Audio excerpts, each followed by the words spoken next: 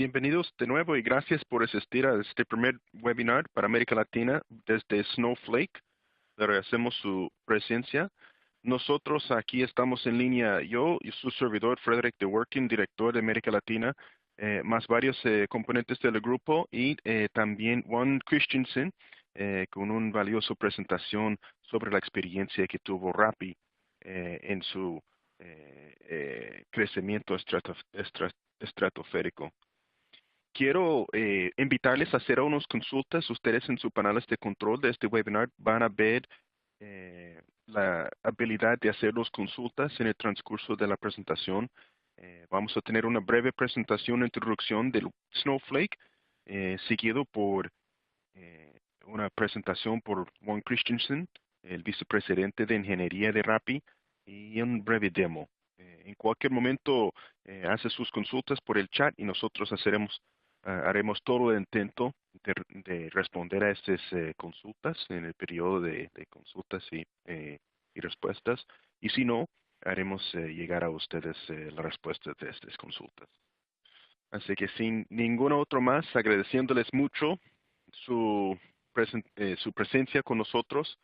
Yo soy, como les dije, Frederick de Working, director de América Latina, y quiero iniciar esta presentación realmente preguntándoles qué es que les motiva, ¿no? Y qué es que nos motiva a nosotros. Para mí ese es un tema bien importante. Y hace rato, cuando estuve recién salido de mi maestría, leí un libro que se llama Atlas Shrugged. Y en este libro hay un párrafo donde se platica y habla sobre la creatividad y el hecho de que los creativos más valiosos a la sociedad son creativos en el ámbito de negocios. Y hay varias razones por eso, ¿no? El creativo de música puede generar una canción que realmente llama la atención y que motiva a personas y que hace a uno sentir triste o feliz o muchas cosas, ¿no? Y el creativo artista que pinta puede dibujar cuadros y personas ven esto y se sienten inspirados y lo demás. Pero el creativo en el ámbito de negocios, a través de su creatividad, tiene la capacidad de hacer un impacto directo en las vidas de muchos, ¿no? Y por eso dice este libro, el Atlas Shrugged, que el creativo más importante en el mundo es el creativo en el ámbito de negocios en este mundo. Y yo soy creyente de esto, ¿no? Y yo leí otro libro un poco después. Mi experiencia entabló viendo muchas de esas conferencias que había donde llegaban personas a platicar con nosotros. Una de esas personas que llegó a platicar con nosotros es Daniel Pink. Daniel Pink es un autor y habla y platica y escribe mucho sobre lo que nos motiva. Y él, de hecho, fue uno de los autores que señaló y que destacó el, el, el sujeto de flujo, de ponerse en flujo, ¿no? Como una manera de estar a su máximo creatividad en el ámbito de trabajo. Ese libro viene de unas experiencias académicas, unos estudios que hicieron en la motivación de personas en el trabajo. Y ellos llegaron a entender y validarse científicamente que la motivación por plata solamente puede llegarse hasta cierto punto. Solamente puede llegarse hasta cierto punto y en ciertas tareas. Y estas tareas son tareas que son rutinarias y físicas. Y el punto donde te llega, donde realmente te motiva plata, es $70,000 estadounidenses. Más allá, la plata no motiva a las personas. Y en tareas que no son rutinarias ni físicas, tampoco.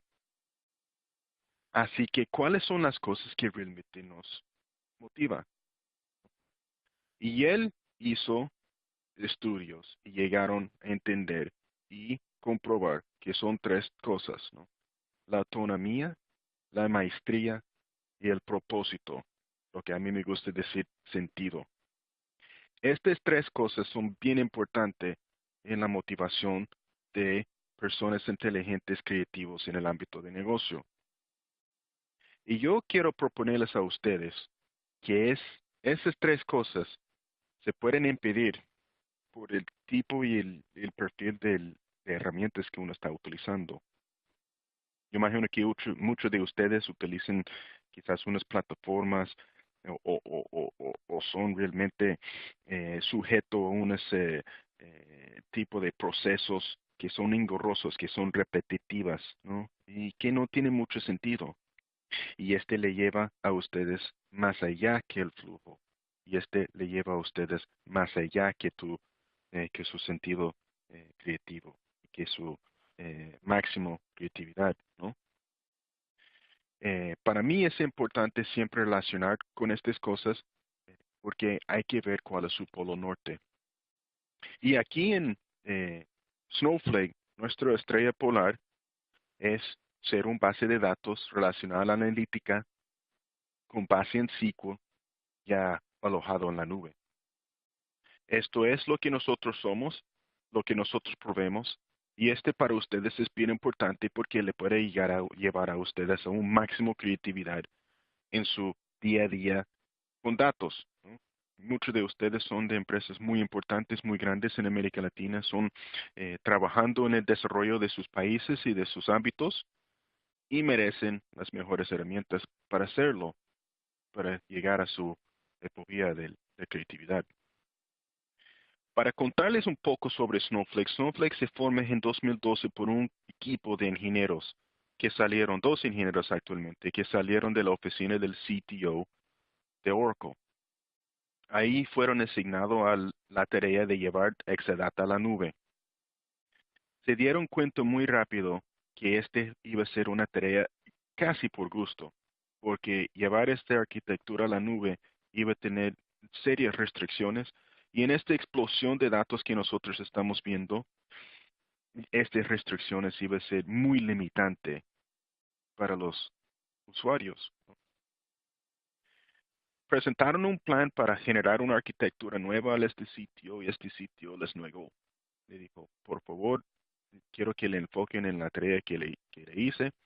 No tenemos interés en llevar esto a la nube o invertir en canibalizar el arquitectura actual del Exadata. Pues salieron ahí en 2012, empiezan de hacer código y en 2014 contratan a Bob Muglia. Bob Muglia es uno de los luminarias del mundo de tecnología. Él fue, de hecho, encargado de servidores y herramientas de Microsoft, ¿no? Él fue desde su primer preventa hasta el CEO encargado de una línea de negocio que tenía valor de 15 mil millones de dólares anual. Lo contratamos en 2014 y ni siquiera firmamos nuestro primer cliente hasta 2015 cuando estuvo disponible ya la plataforma, luego de 2, 3 años de desarrollo. Desde ahí nosotros hemos logrado 1,200 clientes y ese es un ritmo de crecimiento extraordinario, muy rápido y muy valiosa. Y el mercado está viendo el valor que nosotros tenemos, el valor que tiene esa arquitectura revolucional que se han hecho estos ingenieros fundadores de Snowflake. Lo que nosotros vemos en el mundo es similar a lo que ustedes ven, ¿no? Un crecimiento explosivo de datos y unos grupos de usuarios con nuevos casos de uso, aplicativos que tienen que ver con los datos, herramientas diversas que tienen que ver con los datos, datos por todo lado, en silos, etcétera. Las organizaciones simplemente están luchando para sostener el ritmo de poder manejar estos datos que vienen de diversas fuentes, que vienen en diversos formatos. Y la arquitectura tradicional no se conforme, ¿no? O un disco compartido que se vuelve una cuella de botella, que no adapta al Big Data, que no permite muchos usuarios, o un nada compartido que se vuelva engorroso en términos de eh, mantenimiento. Si quieren tener un rendimiento óptima, tienen que echarle mucho DBA, mucho ingenieros de datos, y tienen restricciones en cuanto se puede escalar. No se puede escalar de forma elástica hacia arriba y hacia abajo. Lo que hace el Snowflake es eh, reimaginar esta arquitectura. Nosotros ponemos sus datos en el centro, tanto estructurado como semiestructurado. Todos sus datos en una sola bodega. Separamos estos datos desde el compute. Este lo que ustedes están viendo es un nodo. Nosotros podemos establecer los nodos. Y este nodo tiene su propio compute asignado. Este nodo se alimenta y se refresca desde la bodega principal y está sujeto a todas sus políticas de seguridad. Pero está totalmente apartado de las otras tareas que también vienen con los mismos datos. Por ejemplo, las consultas famosos ad hoc, democratización de los datos, ¿no? Vamos a poner las personas en sus datos y que ellos responden a sus propias consultas. Bueno, estas personas haciendo estas consultas pueden ejecutarlas y no tener ningún efecto ni ciencia de datos, ni ETL, ni reportería neto. Y el ETL puede correr todo el día si es necesaria, en un tipo bursting, ¿no? Para no tener que correrlo solamente los fines de semana o en la noche, porque ya tienen la capacidad de separar este compute desde los otros usuarios y no afectar a ellos. Y en términos de escalabilidad, cuando usted tiene miles de usuarios que tocan reportes y de repente los llegan todos a las 9 en la mañana a ver su reporte, Snowflake tiene la capacidad a través de replicación de nodos y compute de responder a esta demanda de forma elástica, subiendo el compute y replicando el compute si necesario, replicando los datos y ya al momento que nadie está tocando la máquina se puede poner un auto suspend para que no está generando compute y no está generando cobro. Encima de esto nosotros tenemos todos nuestros servicios en la cloud. Snowflake es un data warehouse como servicio alojado en la nube. Y eso quiere decir que muchas de las tareas rutinarias, cotidianas que ustedes actualmente ejecutan simplemente desaparecen, ¿no? Y el software es lo que maneja la administración, el tuning, seguridad, manejo del metadata, registro de transacciones, etcétera, etcétera. Los mayores beneficios que nosotros estamos viendo por la mayoría de las empresas que llegan a nosotros, y son empresas grandes, y ya tenemos muchos de los top de todo el mundo utilizándonos como su data warehouse operativo. Lo que ellos dicen, la cosa que a ellos les gustan es que pueden alojar todos sus datos con Snowflake, en casi cualquier formato que llegan. La segunda es que pueden responder a todos sus usuarios con una elasticidad total. La tercera es, se paga solamente por el uso, ¿no? No tiene que pagar todo el año para lunes en la mañana. Se puede pagar por el uso y apagar los sistemas cuando no se necesitan sin perder sus modelos. Se pueden tener y compartir los datos en tiempo real con personas internas, con personas externas. Y estamos viendo muchos negocios formándose simplemente por vender los datos, ¿no? La gerencia es mínima del entorno. No requiere una armada y ustedes van a escuchar a Juan Carlos hablar sobre esto. No se requiere una armada de ingenieros de datos simplemente para mantener el entorno, ¿no? Se puede tener una gerencia mínima, simplemente funciona, es lo que dicen muchos de nuestros usuarios. Y es un base de datos completo SQL. Y este punto es sutil, pero es súper importante. Todos esos datos que le llega a ustedes, los JSON, los Arbor, los Parquet, los XML, nosotros tenemos la capacidad de hacerle disponible a ustedes estos datos a través de SQL ANSI. Quiere decir que ustedes pueden ejecutar esas consultas SQL que todo el mundo sabe, ya con datos semiestructurados. Ese es un beneficio clave, muy poderoso y muy valioso para muchas empresas.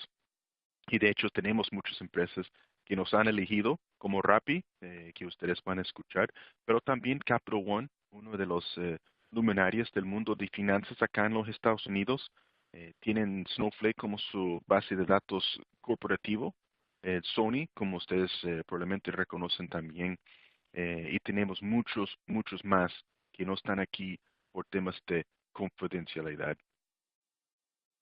Así que con esto, les agradezco aquí su presencia, a conocer a Snowflake, a conocer a Juan Carlos Christensen, a conocer a Rappi y sus experiencias con Snowflake. Estamos aquí a sus órdenes. Muchas gracias, Fred. Buenos días a todos.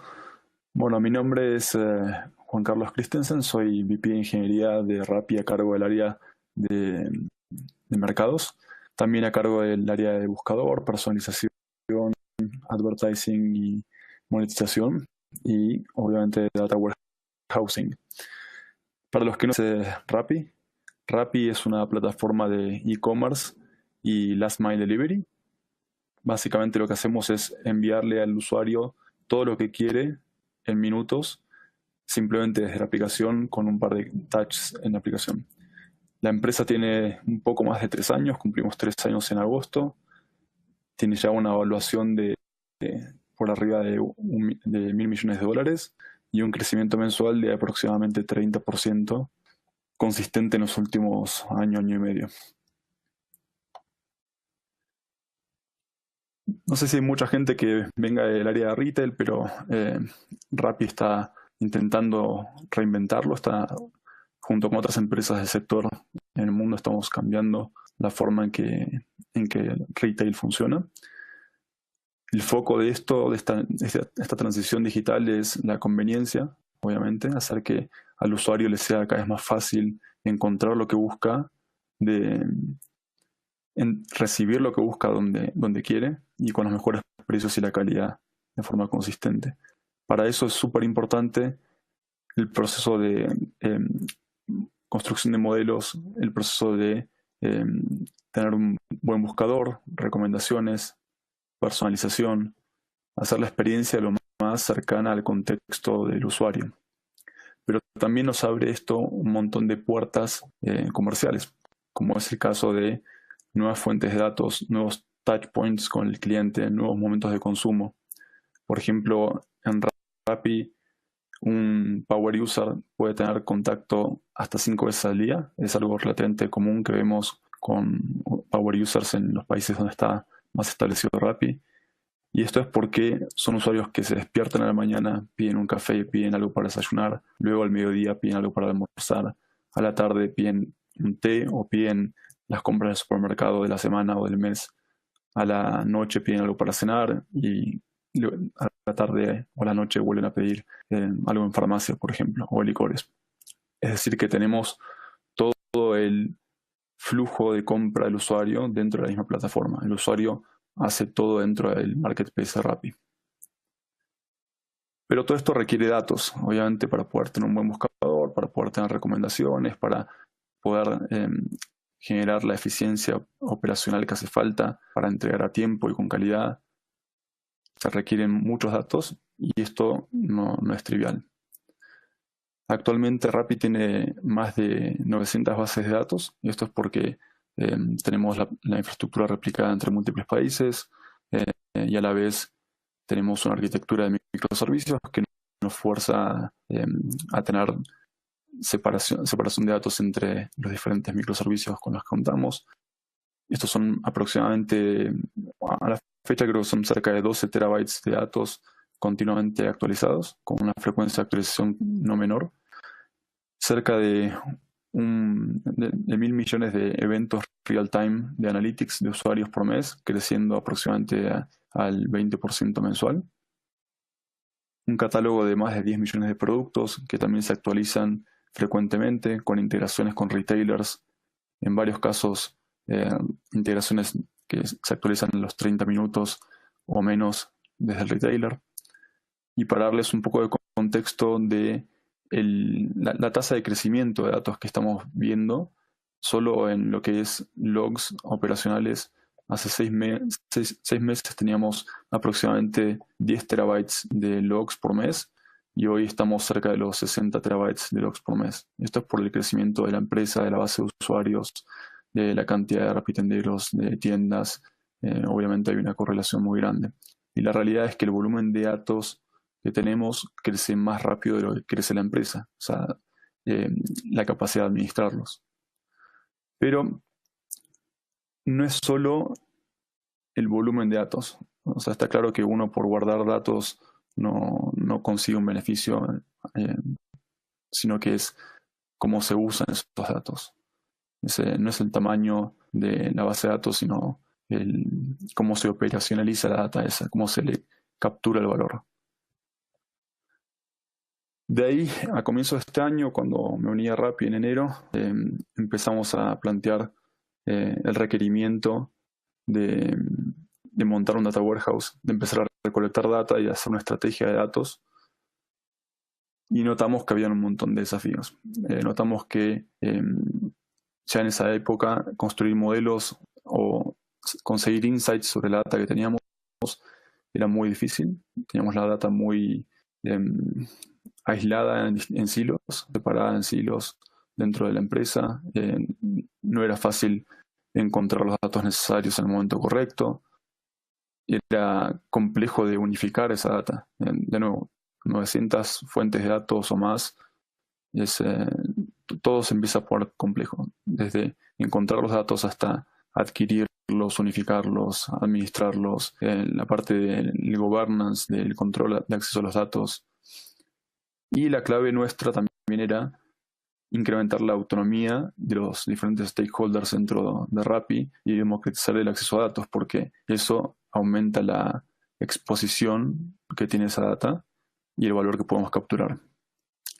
Basado en eso, recolectamos una cantidad de requerimientos, algunos que son difíciles, conseguir una forma escalable, fácil de acceder a los datos y económica, que no siempre van de la mano, que soporte tanto data estructurada como semi-estructurada. Por ejemplo, la data que tenemos en bases de datos relacionales, pero también la data de eventos de analytics de usuarios, que es semi-estructurada. No tiene un esquema estándar.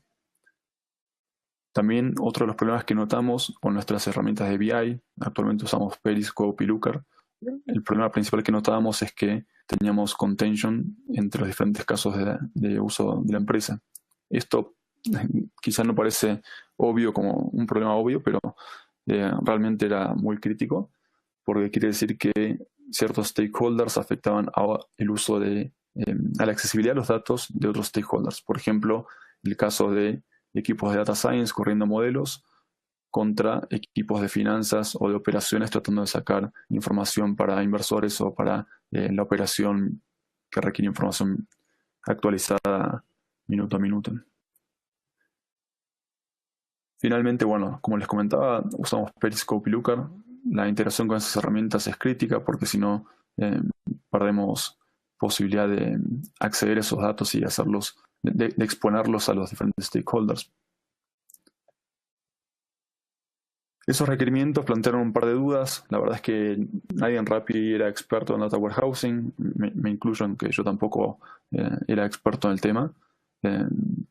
La realidad es que no sabíamos qué era lo que convenía. Empezamos a explorar, investigamos diferentes alternativas, nos planteamos las siguientes dudas. ¿Qué arquitectura seguimos? En el mercado de tecnología hay mucho hype, hay mucho mito sobre qué conviene y sobre qué no. Y la realidad es que depende mucho del caso particular de cada empresa. En el caso de Rappi es extremadamente particular, por lo que les comentaba antes, en volumen de datos, en frecuencia de actualización, en el crecimiento de la empresa, en que cuando yo entré a la empresa teníamos un equipo de tecnología de cerca de 100 personas. Hoy, menos de un año después, tenemos más de 300. Realmente es un contexto que es desafiante. La primera pregunta es, ¿qué necesitamos? ¿Un data warehouse? ¿Un data lake? ¿Necesitamos los dos? ¿Ninguno?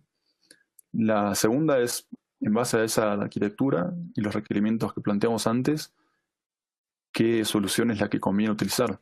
En el mercado obviamente hay decenas, potencialmente decenas de alternativas. Y por último, ¿cómo hacemos para replicar y hacer la ingesta de datos de forma escalable y consistente, incluyendo datos en tiempo real como son los de Analytics? Que, de nuevo, el volumen de datos, la frecuencia de actualización y con tantas fuentes de datos en paralelo es un desafío en sí mismo. Evaluando esto, analizamos primero la parte del Data Warehouse versus el Data Lake. ¿Qué diferencias hay entre una arquitectura y otra? El Data Lake es una arquitectura de datos más nueva, que empezó a tomar más tracción hace cerca de 10 años, menos de 10 años. Y las diferencias principales son que el Data Warehouse está enfocado en data estructurada, en data similar a la que uno ve en bases de datos relacionales, mientras que el Data Lake soporta tanto data estructurada, como mencionaba Fred, como data estructurada o no estructurada.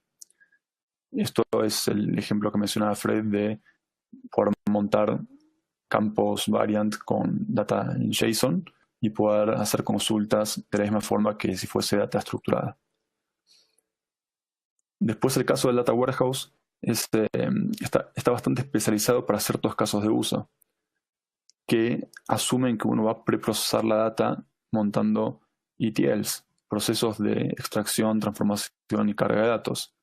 En el caso del Data Lake, está más pensado para descubrir los datos y para poder escalar a futuros escenarios, futuros casos de uso. Pero no necesariamente uno tiene que tener un caso de uso hoy en día. En el caso de Rappi, nosotros cuando arrancamos a comienzo de año no teníamos un caso que dijésemos necesitamos tener toda esta data centralizada por este objetivo específico. Sabíamos que teníamos que recolectar la data, sabíamos que la data tiene un valor que teníamos que capturar, no sabemos exactamente cómo capturarlo. Y eso implica que no podemos montar procesos de ETL para transformar la data si no sabemos cuál es el caso de uso final. De ahí que la arquitectura de Data Lake está más enfocada en guardar la data en estado crudo, en estado raw, o con poco preprocesamiento. Del lado del Data Warehouse también, otra cosa que notamos es que la mayoría de las soluciones tienen un costo de storage que es alto, muchas veces porque está acoplado el storage y la capacidad de cómputo, con lo cual cuando uno tiene que escalar el storage, tiene que escalar la capacidad de cómputo, aún cuando no lo esté utilizando. Y en el caso del Data Lake suelen ser soluciones con un costo de storage más bajo. Y por último, muy alineado con lo que mencionaba antes del caso de uso, está la particularidad de que el Data Warehouse, al ser más estructurado y tener que tener un esquema más estructurado, más definido de antemano para el caso de uso que uno tiene, es más difícil de evolucionar. Mientras que el Data Lake, al estar más vinculado a la data pura, es más adaptable. Con lo cual se adapta más al crecimiento de la empresa, a las necesidades de la empresa y a los datos que la empresa va desarrollando. Es por eso que nos enfocamos en montar una solución con la arquitectura de un Data Lake. Les muestro esta presentación, este slide, porque me pareció sumamente interesante. La verdad es que la concepción típica del Data Lake es un data store donde se guarda información pura y eso es todo. La realidad es que no. La realidad es que uno puede considerar diferentes zonas, diferentes etapas dentro del Data Lake, donde va refinando la información, donde la va enriqueciendo y mejorando. En el caso de nosotros comenzamos obviamente en la zona transiente, ingestando la data, tratando de catalogarla, o prácticamente en la zona cruda, donde restringíamos el acceso a diferentes datasets y atributos. Luego la zona trusted, la zona más segura, donde validamos que la data esté con consistencia, que lo que tenemos en el Data Warehouse cumpla los propósitos que necesitamos para diferentes casos de usos. Y por último, refinando la data, enriqueciéndola, modificándola, transformándola con procesos externos y también con las capacidades que nos brinde la solución que utilicemos para montar el Data Lake. Dentro de las soluciones que encontramos que se adaptaban a esta arquitectura de datos del Data Lake vimos soluciones más tradicionales y soluciones en la nube, como es el caso de Snowflake. Las particulares que encontramos son que el caso de las soluciones tradicionales, por ejemplo, podemos plantear el caso de Redshift, tienen concurrency contention, que es lo que mencionaba antes. No hay forma de aislar el cómputo de diferentes personas o diferentes grupos de stakeholders. En el caso de Snowflake sí. Uno puede crear virtual data warehouses, cada uno con capacidades y recursos separados, con billing separado, con costos separados, digamos, con total aislación de la carga de cómputo. En el caso del data lake tradicional, también suele hacer falta bastante capacidad de administración. Esto quiere decir que hay que tener un equipo dedicado de DBAs para mantenerlo. Como les mencionaba antes, Rapid, no estamos especializados en data warehousing. Sí, tenemos un core muy fuerte de tecnología, pero la empresa crece muy rápido. Y el objetivo de la empresa, el core de la empresa no es data warehousing. Con lo cual, montar un equipo dedicado de DBAs para administrar el data lake o el data warehouse que montemos no estaba dentro de los objetivos nuestros. Realmente no queríamos desenfocarnos. Y por último, la forma en que escala las soluciones tradicionales versus las soluciones como Snowflake en el cloud. Escalar una solución tradicional del estilo de Redshift es lento y es particularmente caro, por esto que mencionaba de que son nodos densos, son nodos que tienen cómputo y storage juntos. Mientras que en el caso de Snowflake, escalar es literalmente tocar en un botón, esperar unos minutos y está montado ya un nuevo warehouse, Virtual Data Warehouse, con más poder de cómputo. También es importante mencionar que es fácil de desescalar en base a la demanda, como mencionaba Fred. Cuando no lo usas, no pagas.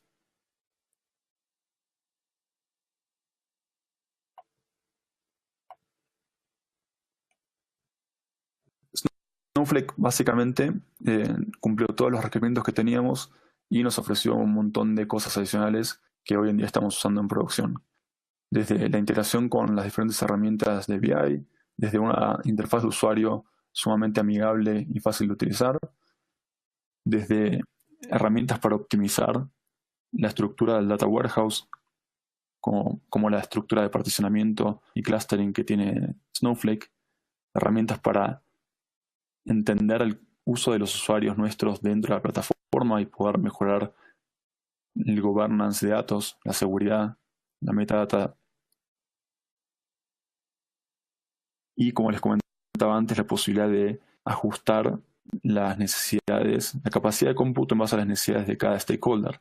Es decir, finanzas tiene siempre acceso a sus reportes y su información como lo necesita. Data Science puede correr sus workloads sin temor de interferir con ningún proceso crítico y operaciones puede seguir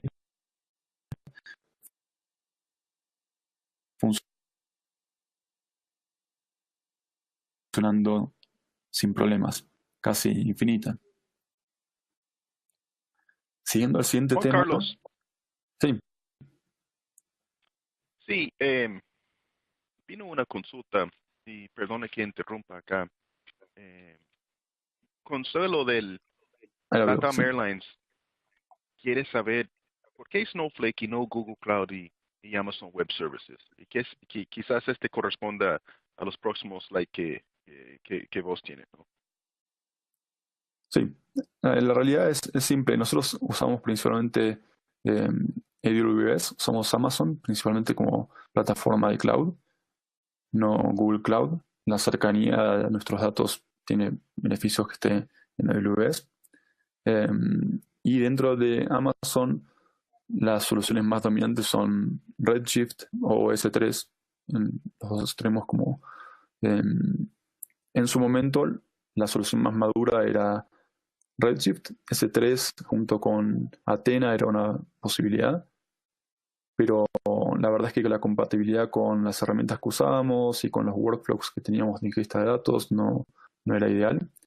Y en el caso de Redshift, intentamos usarlo, realmente fue la primera prueba de concepto que hicimos y nos encontramos con varios de los problemas que mencionábamos. Redshift tenía muchas limitaciones en cuanto a concurrencia. De hecho, es un problema de arquitectura de Redshift que tiene hasta 15 consultas concurrentes. Está en la documentación por si quieren verlo. Y no está pensado para un caso como el de Rappi. Básicamente, tener un volumen de datos estructurado y semiestructurado tan grande, actualizado tan frecuentemente en un solo data warehouse de Redshift, no era escalable. De hecho, nos juntamos con los arquitectos de Redshift de Amazon y nos mencionaron que no era el caso de uso típico. O sea, ellos lo que hacen es separar en múltiples data warehouses en Redshift para diferentes casos de uso. Esto es por el contention que se genera, es por la concurrencia, es una arquitectura más antigua, la de Redshift. La verdad es que está hace muchos años, es una buena solución, pero no para el caso nuestro. La realidad es que no pudimos avanzar por ese lado, y de ahí fue que pasamos a Snowflake. Y hoy en día, ¿cuánto DBAs tienen ustedes ahí en Rappi? DBAs tenemos varios, pero están enfocados principalmente en mantener la infraestructura operativa, es decir, las 900 bases de datos que tenemos, no en Data Warehouse. Definitivamente en Data Warehouse hasta hace muy poco lo manejaba un poco yo, en cierto tiempo libre que tenía, que se imaginan no tengo demasiado tiempo libre, pero yo junto con el lead DBA de Rappi. Pero la realidad es que el tiempo que nos dedicaba era mínimo. Más que nada era para aprender un poco la herramienta, para configurar permisos de acceso y para entender cómo hacer el mejor uso posible. No nos dedicó mucho tiempo. La verdad es que creo que si tuviese que cuantificarlo, diría que menos que un DBA para administrar la Snowflake. Excelente, gracias. Ok. Hay otra pregunta. Claro, es una excelente pregunta. Carlos Gutiérrez pregunta si Snowflake es un data warehouse o un data lake. Y la realidad es que es un data warehouse, o al menos está el marketing de Snowflake dice que es un data warehouse. Les puedo decir con total certeza que se puede usar como un data lake tranquilamente. Nosotros lo estamos usando de esa forma en producción sin ningún problema. De hecho, hablamos con Fred sobre que deberían empezar a mencionar que está el caso de uso de eso también. Alexander pregunta si el Data Warehouse está sincronizado online. Si, asumo que eso es si la frecuencia de sincronización es... Sí, nosotros lo actualizamos. Depende de la fuente de datos. Hay algunas que no tienen ninguna necesidad de estar actualizados en tiempo real, pero la mayoría de las fuentes están en aproximadamente 5 minutos, 15 minutos de update. Gustavo, sí, ya ahora voy a comentar justamente cómo hacemos la carga de datos, que como mencionaba es uno de los desafíos, ¿no? Bueno, 900 bases de datos relacionales, muchas con actualizaciones en tiempo real frecuentes, data semiestructurada que guardamos en S3 para alimentar nuestros modelos, data de usuarios del pipeline de analytics que tenemos de usuarios, que es semiestructurada y también en tiempo real. Y de nuevo, no es nuestro core business. Tenemos que hacer nuestro trabajo bien, pero no podemos dedicar una cantidad de tiempo y esfuerzo enorme a ser expertos en data warehousing. Tenemos que ser muy enfocados y eficientes con los recursos que tenemos.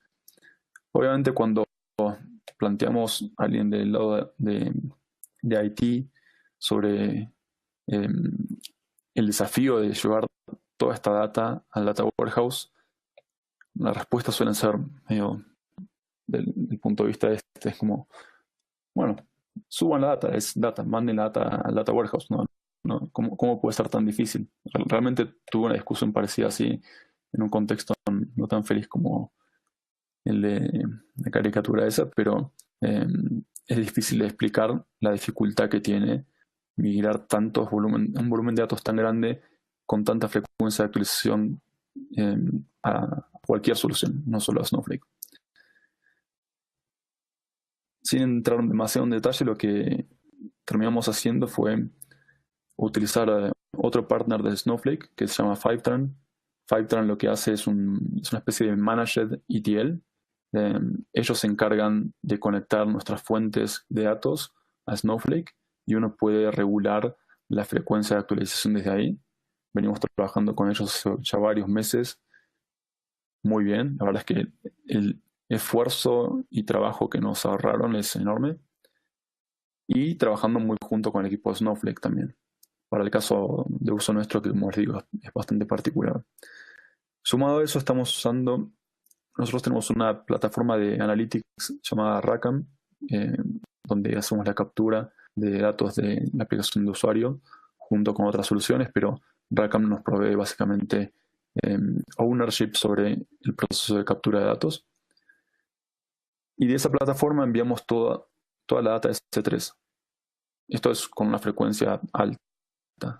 Literalmente enviamos la data creo que cada 1 o 2 minutos como mucho a S3, que la captura Snowpipe, que es una solución de Snowflake mismo, y la ingesta en Snowflake. Por lo general los tiempos que vemos de carga actualmente son de 1 minuto como mucho, 1 minuto y llega a nuestro servidor de Rackham la información de los usuarios hasta que se ingesta y aparece en Snowflake. Es realmente bastante sorprendente para hacer que es no un data warehouse, un data lake, no una base de datos relacional. En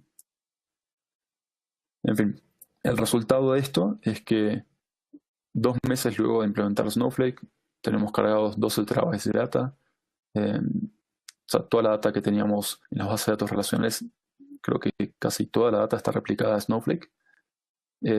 Toda la data analytics, mucha data derivada de modelos machine learning que tenemos, etcétera. Y eso lo estamos haciendo junto con Snowflake, Rackham, Snowpipe. Y la particularidad de esto es que en solo 2 meses conseguimos tener toda la data de Rappi centralizada en un solo lugar, fácil de descubrir por cada uno de los stakeholders, pero a la vez con controles de acceso que hoy en día es extremadamente crítico poder limitar quién tiene acceso a qué. La mayoría de nuestros modelos de recomendaciones y modelos machine learning que alimentan nuestro buscador están tomando la data directamente de Snowflake, y esto nos aumentó la capacidad, básicamente redujo los tiempos que tenemos para descubrir datos, para construir modelos enormemente. Y de hecho lo seguimos haciendo, optimizando más la arquitectura de datos dentro de Snowflake, generando más vistas materializadas, que es algo que empezamos a usar hace una semana, literalmente, hace menos de una semana, un nuevo feature de Snowflake. La realidad es que la implementación de Snowflake fue un éxito dentro de Rappi y lo estamos usando todos los stakeholders sumamente contentos. El equipo de tech feliz porque no tenemos que preocuparnos. Una decisión sumamente acertada, y eso es, creo que,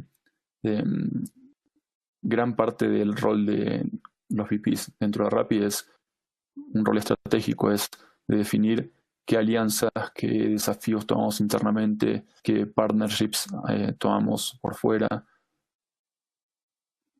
que como les acabo de mostrar, es crítico. El volumen de ahorros de tiempo, de time to market, de dinero, de eficiencia que tenemos gracias a una decisión acertada con un partnership con una empresa como Snowflake es increíble. Bárbaro, Juan Carlos, bárbaro. Muchísimas gracias. Entro una consulta bien importante y gracias José San Paulo del Servicios Liverpool de México. Está preguntando si ustedes alojan los datos de tarjeta de crédito en Snowflake y si al ser así, si son cumplidos con los requisitos de PCI, de manejo de datos de PCI. No almacenamos datos de tarjeta de crédito. La realidad es que toda la parte de tarjetas de crédito se maneja con gateways externos, con tokenization. Eso es el estándar hoy en día de interacción con todos los gateways de pagos. Y no se está replicando esa data parte de Snowflake. La verdad es que Fivetran no solo te permite regular la frecuencia de updates, sino qué tablas en particular quiere uno replicar a Snowflake. Tenemos mucho cuidado con no replicar tablas que tengan datos sensibles, o en el caso de que se replique alguna tabla con datos sensibles, como por ejemplo nombres, apellidos, mails, teléfono, dirección, etcétera, ese tipo de datos se anonimizan. Y eso se hace por medio de uso de vistas materializadas o vistas de Snowflake. Tienen también un feature llamado Secure Views que permite crear una vista de los datos originales, pero restringida, donde no hay forma de llegar a los datos originales. Sumamente importante esa pregunta. Buenísimo. Perfecto. ¿Se puede platicar un poco, un par de minutos sobre la transición en términos culturales y otros? Yo sé que ustedes son una empresa bien movida. ¿Qué tanto le costó hacer el cambio? Y no solamente en términos de tiempo, pero también en términos de cultura. Eh, sí, la realidad es que, de nuevo, no nos costó mucho. El contexto en el que estábamos cuando hicimos el cambio no era ideal. Estamos preparándonos para una ronda de inversión y teníamos que tener la mejor accesibilidad a datos posible. Nos llevó, creo que, una semana y media planificar la transición, hablando con la gente de Fivetran y con el equipo de Snowflake. Y creo que cerca de las 2 o 3 semanas ya teníamos un volumen de datos importante. Todas las tablas críticas, todas las bases de datos críticas para la operación al menos y para finanzas ya estaban migradas. Luego fue un proceso iterativo de agregar más fuentes de datos, ir refinando los accesos, conectarlo con más herramientas, pero la incepción, digamos, del proyecto fue muy rápida. Una semana y media, creo, 2 semanas con mucho. Y el cambio de cultura, eh, inexistente. La verdad es que el query language de Snowflake es SQL, eh, con algunas extensiones más, pero en el fondo es SQL, con lo cual el equipo de BI y el equipo de operaciones no tuvo ningún problema en transicionar. Eh, que si es el caso con Redshift tenés algunas particularidades que, que nos tomaron más tiempo ajustarnos. Nosotros usamos mucho Postgres para todo lo que es base de datos relacionales. En el caso de Snowflake hay mucha similitud, con lo cual fue sencillo. Perfecto, muchísimas gracias. Ujú. Yo creo que esa es todas las consultas para Juan Carlos. Cualquier otra consulta que ustedes tienen, por favor, se nos hagan llegar por el QA del chat. Y ahora lo que vamos a hacer es presentar a Hugo Arredondo. Él se encarga de ingeniería aquí en Snowflake para América Latina. Vive en Dallas, Texas, pero es de Chihuahua, México. Y nos va a tener un tour del entorno de Snowflake y un pequeño demo de lo mismo. Eh, de nuevo, cualquier consulta que se les presenta, por favor, mételo en el QA y nosotros hacemos todo posible para responderlo. Muchísimas gracias, Juan Carlos, por su presentación. Perfecto, muchas gracias, Fred. Cualquier duda me escriben por el QA y voy respondiendo. Ah, perfecto. Me comparto aquí mi pantalla.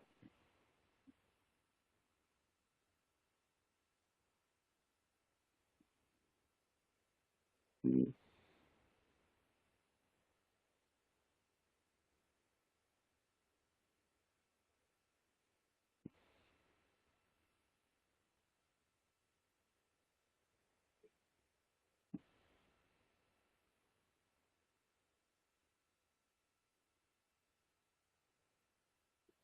ya.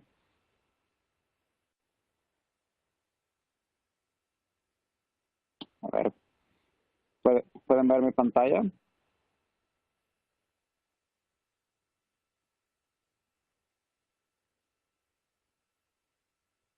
En este mismo momento, no, mi estimado Hugo.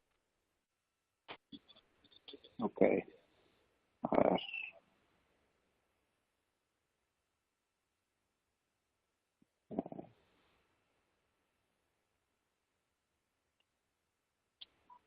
Ok, parece que no me está dejando compartir, Fred.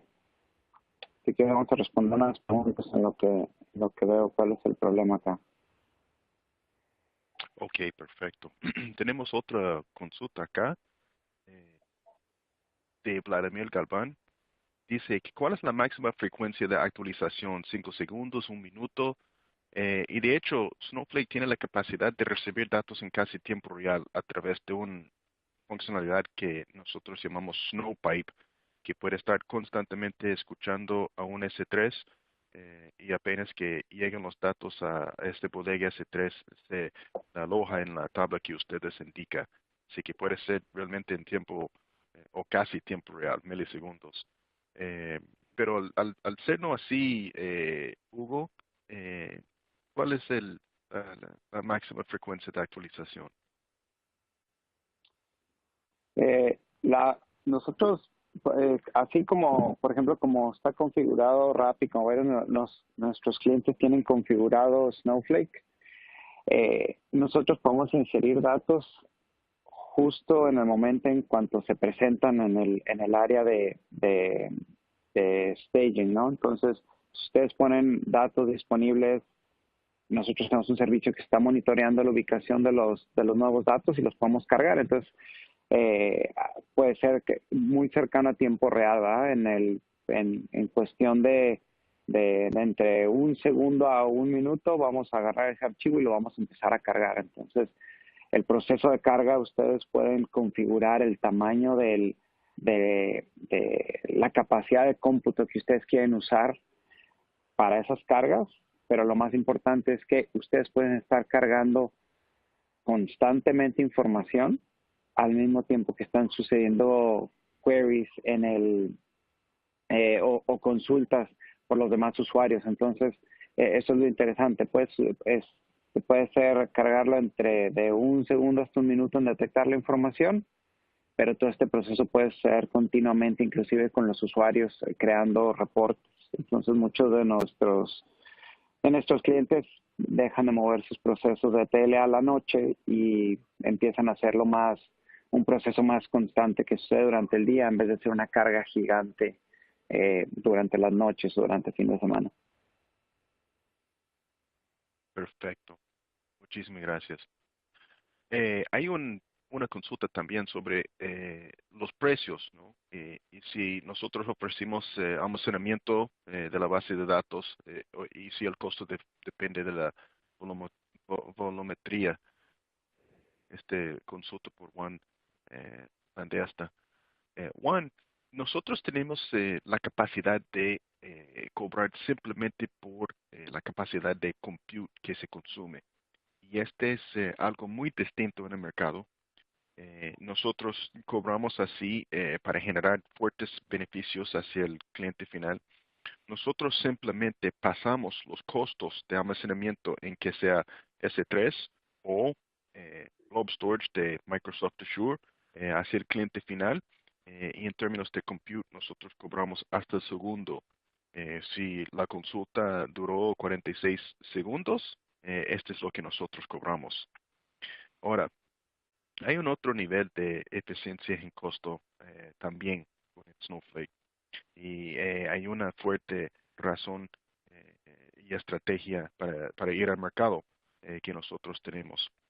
Eh, este consumo de compute se puede tener un auto-suspend, ¿no?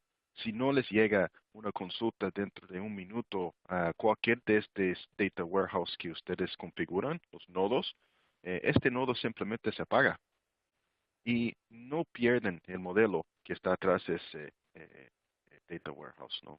O este nodo. Mucho de las arquitecturas que se han sido levantado a la nube, cuando se apaga este nodo, se pierde el modelamiento de los datos y los datos en sí. Y vuelven un problema y no se puede cobrar simplemente por el uso. Tiene que mantener este nodo a su máxima capacidad encendida. El señor Bob Muglia, cuando definió nuestra estrategia go-to-market, quería eliminar todo el riesgo posible en hacer un contrato con nosotros. Así que él definió contratos de un año solamente, no de dos o de tres.